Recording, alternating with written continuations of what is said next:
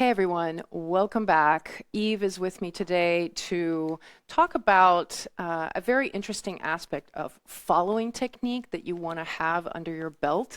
And this idea I like to call that you want to focus on dancing one step at a time. As a leader, you might learn steps in groups because you're learning figures. But for followers, as a following technique rule, you want to be focusing on only dancing one step at a time and not anticipating the next steps. I'm going to show you a figure where this happens the most, where I feel followers sort of get into this mindset that they remember series of steps and they'll do those series of steps every time they feel a lead in a particular direction. But you want to actually separate those steps and really treat them individually.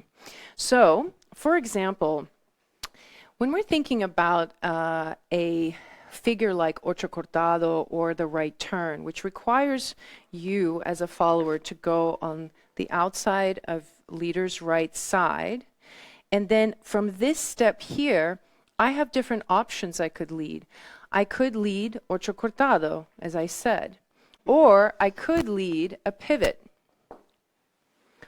Or I could lead a side step. All those three options are on my mind when I'm leading. So sometimes I'll dance with the follower and I'm leading that forward step and they automatically bring in a pivot. Or I'll go into a side step here and they automatically go into an ocho cortado because they've learned that the moment they feel that sensation, that's what it means, that it needs to go into ocho cortado. So what you want to train is this idea that any step that I take, you want to be ready to take one of three steps. There's multiple options: side or pivot or cross, and it's going to be applicable in any direction. Now, when we're walking, this also applies. So when I walk, for example, on any step that I make, I can change my mind here and have Eve go forward or side or pivot, go back. So you want to be ready for that at any point when you're walking. Now, when you're going into molinete, so any time that you're going around your partner in this series of steps, you have those same three options, but they're called slightly different because you're walking in a circle. And so what you have is a forward cross, side step, or a back cross. Okay, so again, I'm just going to show you by myself. So instead of thinking of it as forward, back, or side, now we're thinking there's a forward cross. See how my feet are crossing and I'm going around my partner. There's a side step and there's a back cross. Now from this kind of model, we can say that this is a forward cross, but also this is a forward cross. Or this is a back cross, but also this is a back cross. And all of those are options that the leader could bring in at any moment that you're walking around them. So, what is ocho cortado from this perspective? Back step for the follower, forward, and now she's going to start going around me. So this is a forward cross, side step, and a forward cross. Another option would be forward cross, side, now back cross, side. So if you think about it in terms of crosses, when you're going around your partner, you want to always have that ability to go into any one of those. So for example, here I'm going to go into ocho cortado, front cross, but then I can do back cross, side step, front cross, pivot, front cross, pivot, front cross, back step, front cross, side, back cross, forward cross, pivot, forward cross. You see what I'm saying? That in any direction that you go around your partner, you're always doing either forward cross, side step, or back cross. Now, how can you tell what the leader is intending? How do you know what they want? This is where your embrace technique really plays a huge part, especially on this side. So making sure that you're holding your partner's arm. In close embrace, it's a little different because there's more touch here, and it's actually harder to mess up because you feel more contact. But in open embrace, it's a bit better to have that connection on this side.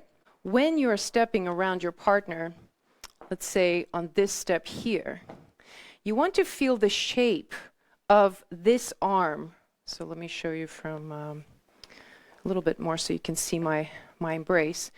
So once we're here, this side of the embrace now is going to dictate what happens next. If I keep this arm very rounded, and you as a follower want to keep connection with my arm, with my hand through your back, when I turn my body, this will bring her into cross. And notice how she's keeping connected through this part of the back. Now, if I want my partner to instead turn and take a forward step, so here, what I'm going to do is I'm going to redirect so that she takes a forward step. Let me show you from the side here. At this point here, I'm going to allow the close side of the embrace to slightly articulate so that her torso turns towards the front and she steps out this way. So now I just changed something very little in my embrace, and she felt it through the connection. So let me show you as a leader what I'm doing. If I'm leading my follower into the cross, so here's her open step. When I come in to cross, I will keep the close side of the embrace very round. And it's as if I'm thinking I want their back and their body to be connected here. So when I turn, she will stay in this embrace. And if at this point I want my follower to go forward, then this arm is going to slightly deflate. And see how I'm just changing my wrist a little bit? This movement here, it doesn't have to be much.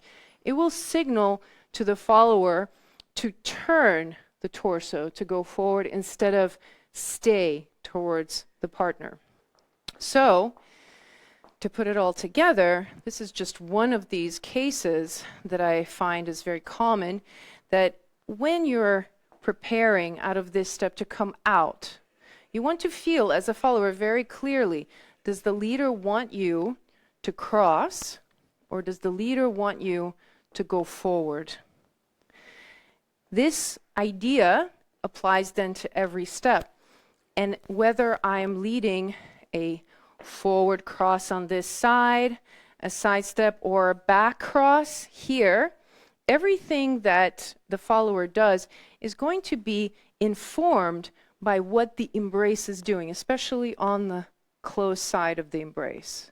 So I can change the direction here at this point. I can create an opening for the open step, or I can pivot. And again, the pivoting, you see, it's going to be the shape of the embrace changing slightly and getting the follower to do something different. And it's not hard to actually get those moments and sense them in time. What's necessary is that you just mentally know that you need to be prepared for those changes, that you don't memorize the steps as if they're packaged together automatically. This is also why I prioritize for followers to make sure you don't make steps that are too big for you or too far away from the leader, and you prioritize your balance. Because if you arrive on any step imbalanced, your body is going to sort of favor a particular direction, and it will be very hard for you to feel anything different. Any other information won't be able to come in because you're sort of losing balance in a particular direction. But if you prioritize that on every step that you make, that you arrive in a way that you feel that you can go in any direction with equal amount of energy, equal amount of intention, that's when your body will have that state of tone, but relaxed enough that you can feel the changes that the leader is proposing. Okay, so let me know if you've run into these kinds of issues, if you have any other questions about this particular insight. And if this is your first time joining my channel, I encourage you to subscribe because I post one of these every Saturday. And I hope I see you next time. Ciao.